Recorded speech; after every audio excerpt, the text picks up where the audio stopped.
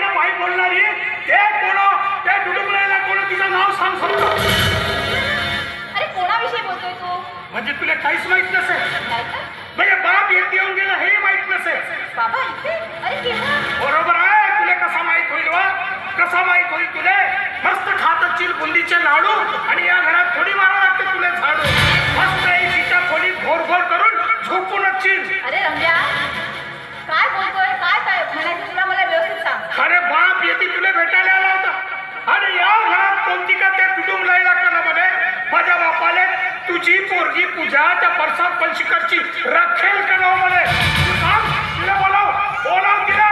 नाही या वाचल्यात तिला तासलो ना नाव सांगितलं नाही रंग्या म्हणून. बोलाव रे मम्मी आपली स्वा. अरे ऐक माझं, या घरात माझ्याशिवाय दुसरं कोणी नाही.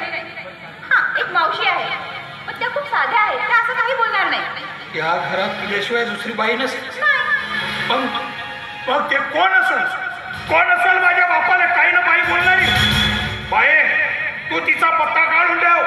आता मी चाललो करीमनगरला आंबे चिलावाले.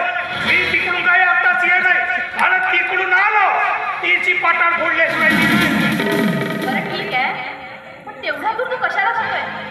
बाबा म्हातारे झाले आहेत, त्यांची काळजी घ्यायला इकडेच थांब ना. काकर म्हणतेस बाई, काकर म्हणतेस या गावात? अहो रोजचा तोच काम. नांगराचे मुठेनं बाजाचे घालतात असं आणि या गावचे लोक काम करतात ना. राहू दे का रंगे भाऊ म्हणतात. हा उदारी पादारी धंदा करतात.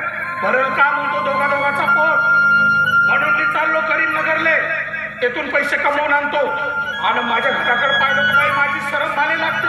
पुढल्या बापाच्या भरोश्यावर मी खातो. बाई मी करीमनगरला जातो आणि कमाई करून आणतो. खरंच जा, स्वतःची काळजी घे. हो बाई. अरे आम्हाला कोण आहे तुझ्याशिवाय?